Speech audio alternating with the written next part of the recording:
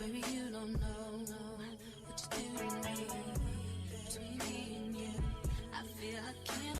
Good morning, everybody. What's going on? It's JD, the mobile trader. I know y'all haven't heard that mix right there. We're going to talk about the stock market, but I just had to let this, I think it's the Prince and Aaliyah mix right here, Purple Rain. So here we go, just for a few seconds. Come and take your place. 'Cause the love you give, it can't be replaced. See no one else. Let me let Wow. Wow. All right. Shout out to Aaliyah, Prince. Rest in peace. But let's roll with the market, guys. I'm looking at, let's make sure I'm looking at the right thing with y'all. We're looking at the cues right now, and I have some levels that I'm watching. Um, this is a daily chart. I have it broke through my channel right here, and but it held strong. But we're topping off the daily chart right now. So if we think about the Wyckoff, the phases of the Wyckoff, different phases. I mean, you have the accumulation phase, the uptick, and we're possibly topping into distribution. So what I'm watching for is on the bullish side. I'm not making a trade on the Qs until let me get this set up properly. I'm not messing with the Qs really or moving into the Qs until we break above these levels right here. So my alert set for 365.69 for a bullish play. I mean, you can trade it, but uh, we're pretty much in a trading range right now, and nothing's established. This is the 50 period simple moving average. So we're trending below that. Now, the line in the sand for me, guys, is this wick right here. This candle that came up on October 4th, and the low level, that the line in the sand low level is 350.32. If we're looking for a type, maybe a swing trade to the downside, if it falls below 356.48, um, it could come down and test these areas. I mean, that's support, but I think if we start getting into these levels down in 350s, break 350, there's some I don't know if it's a supply chain going to be the catalyst for the downside or on the upside if we get some bullish news. So I'm just kind of watching that. We're in a there's no setup right now for me really at all on the cues. Uh, I've been watching actually the IWM or the small caps as well, and similar pattern also with the SPY. We can call it a wedge or whatever we want to call it. Oh, what's up, Nipsey? Let's go to the SPY, guys. I really don't see anything on the cues right now. I'm watching levels. In the SPY we have same thing. SPY's holding up a little stronger, but everything is below the 50. Broke through our bullish channel that we were riding that channel for a nice period. I mean, it was never really overbought except a couple of times. I'm looking down here at the RSI. This is a daily chart. We snipped overbought status. We pulled back down to 30 on the RSI, bounced off of that. So let's just dig in a little deeper. Same type of three red day pattern. Basically, I mean, I don't know if they call the three blind crows, whatever you want to call it. We had a pullback. It filled a gap, and it's found support. It's a light demand zone actually. When we get right in there, but my red flag is if we fall below this low right here on the Qs of 426.36. But I can't predict it. But we have support right below it. You know, a little bit lower than that. If we go back into here, there's a little bit of just this is a weird market. So right now, I'm not going long on the Qs until I can get above that 50. This is my alert set up. 440.26 is the trigger for me to kind of watch to see if we can hold this level. and it's not about what I think. It's about reacting to, what occurs. So I'm not making a trade on the Qs right now. Yesterday I was in GM also to the long side, just a quick pop, a scalp on that, and uh, added to the forward puts. Not put, geez, forward leaps. So we're looking at that IWM. Talk about a topping pattern. Hit a wall, and it's just haven't redrawn these lines yet. They're just basically patterns that I had been tracking. Let me remove that. But it is basically range bound, peaked, and it's just kind of hanging right here. Now, if I wanted to draw patterns and wedge pattern for this and that, I could, but the 50 is acting as the barometer, it's the buoy. So we're there's a light wedge pattern that's in place right now. And I've really kind of backed out of the market from a trading perspective, and I'm looking for moves within longer term plays. So the downside, there's support we come across here. The Q, I mean not the Qs, but the IWM. That what area, what range is that? It's like 209, 210, and it's really consolidating. So there's a move, possibly pending move. Had a little nice little volume push yesterday. 16.34 million. Well, no, actually 18.8 million shares traded. So, but really not much action, not much action at all. So, a declining volume from the previous days. It's I don't know. It's not a shit show. I don't even want to cuss on here, but it's really nothing happening. We break above this level right here. I'm highlighting this particular that candle on the 7th. The entry for me above 224.95 is really when the comfort level comes in to make a move on the IWM. I don't want to go above these right here, these red candles. I want to see above the last test, and actually it's going to test that trend line within this wedge pattern. So the entry is really 225 or higher. So let me set the alert for that. Now, when I say entry, looking for a possible trade, but it's still going to probably trade within this range. So you get in here and you're going to have resistance at 227. So I mean, these are little $2 moves. Then you go up to the next level, 229.52. Then that next level to peak 233. So we don't know. I mean, I'm not saying it's going to push up there. It's a good chance it comes down and tests the bottom of this range. So it's really nothing that you want to just set it and forget it. We need to watch it. So um, what I want to do, I want to set my alert for right at 225.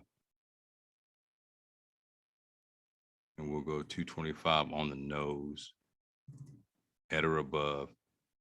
Just give me a little whistle. All right. What I was looking at positions right now. Yeah, I'm in DD guys. Long term. That's a projection play. I say projection. It's really I'm buying. I'm bullish on the data, and it's speculative play. So I'm bullish on Ford, bullish on Apple, also Nokia. Long term bullish on Tesla. Been in since what 400 or even lower. So I'm good with that. Let's take a look at the Tesla chart. We're running up into a little bit of supply. Well, actually, quite a bit of supply. So I'm expecting maybe a push up and a stall. But if we look, we're making higher lows on Tesla, which is a good thing. But anything can change with the volatility of this particular ticker. It's holding above the 50 quite well. It's sniffing overbought status down in the RSI. No crazy volume numbers like when it jumped into the S&P in 2020. But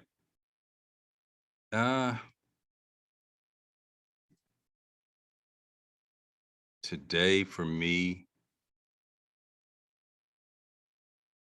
And Tesla moves quite a bit, guys. I'm looking at that red candle right there. It's the high on that 821. Hmm. If there's a run, I would look for that 821 as maybe a cap if we get above that. And who knows? It just, but I'm bullish Tesla. I may take a weekly option trade on that if it gives me an entry. And but we are moving in the uptick, but there's no really strong candle formations or anything that just is showing like consistent strength. It's a lot of inconsistencies right now in decision. So be careful with Tesla. Ford is really pushing. Ford is running up into, we're going up into some double top status. Now look, there's a gap that Ford might be trying to. I thought I saw it. No, we already got that. But I thought Ford was going to pull back right here, like at 1558, give or take, or right in this little range, 1560. But it might be hunting closer to the 16 range. So we'll see. But that's a push up, pull back, basically a bull flag. Nice. I mean, run up, little consolidation or a pullback, and then a breakout. That's textbook. So now the next move is to see how far up we go for that double top. And of course, we're overbought. Expect for it to pull back and retest. Oh, what is the ATR on Ford? It might be 45 cents. Let's scroll down. That's the average true range at the 47 cents. Yeah. So that's the range that it moves within a day on average over the past 14 days. So, all right, guys. No real trade watch or alerts that I want to say, hey, take this trade. Is well,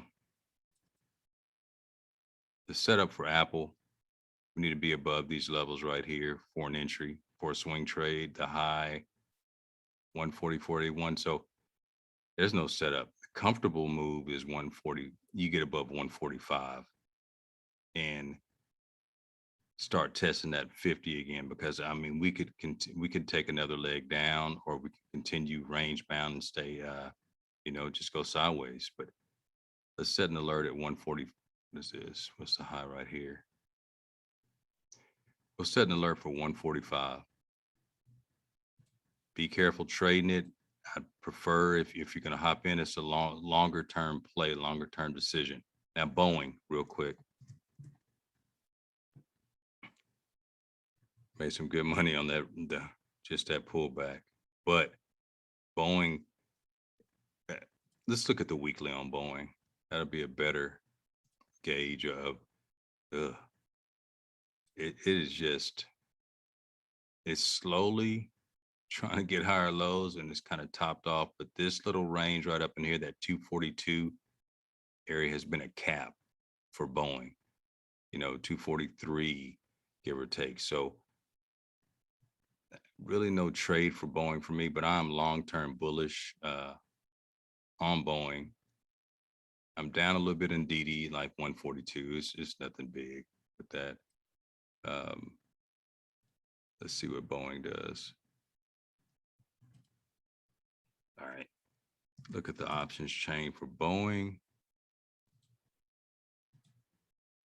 I'm thinking the leaps are pretty expensive. Yeah. But you're going out of the money. 340. Spreads are crazy. Yeah, Boeing is not a leap engine. So tell you what, let's just keep a look at these guys right here and go back to the flexible grid.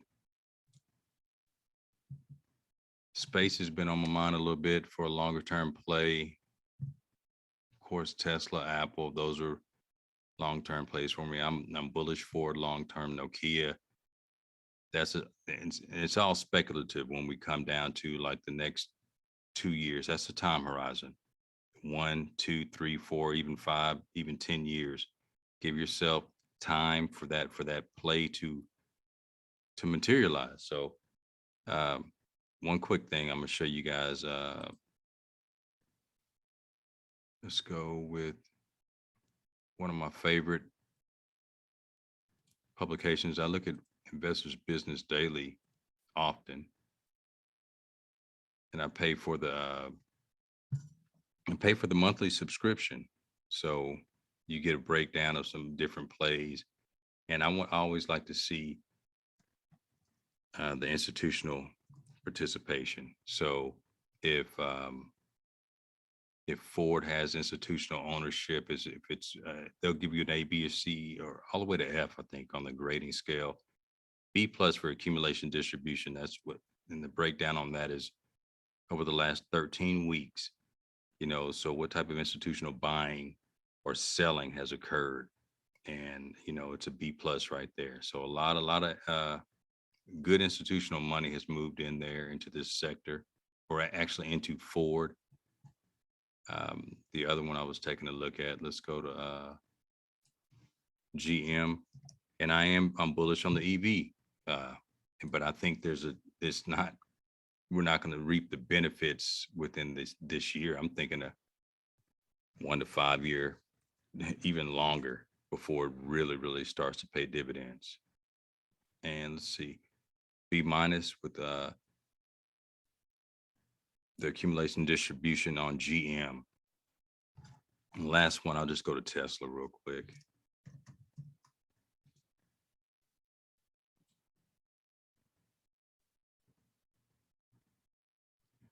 Boy, I remember I was like, you think Tesla's overvalued at $400? And people were like, yeah. And I was like, man, well, it could be overvalued for that day, or, but if your time horizon is 10 years out, there's a point where we can justify in my mind paying higher than book, for a future. You're looking for a future price, but it is a risk.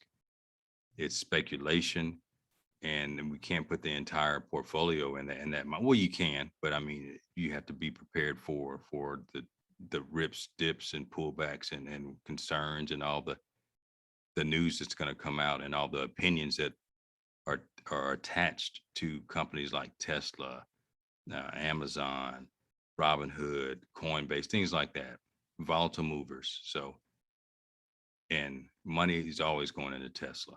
It's going out also from the trading perspective, but it's highly traded, and also a lot of people own Tesla. So, guys, that's one of my top websites that I go to, or publications, but also get the Wall Street Journal.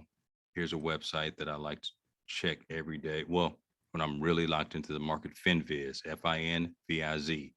But if you're new and you want to start studying and get away from just playing penny stocks every day, going off of a Facebook recommendation that we don't get the context behind, come to Investopedia.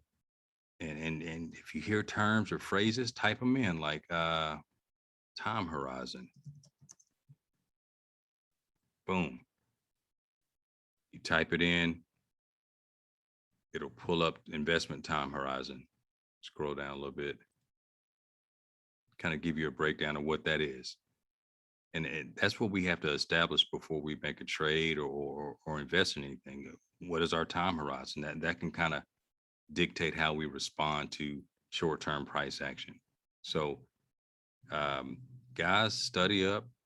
Let's have a good day, and thank y'all. I'll talk with you later.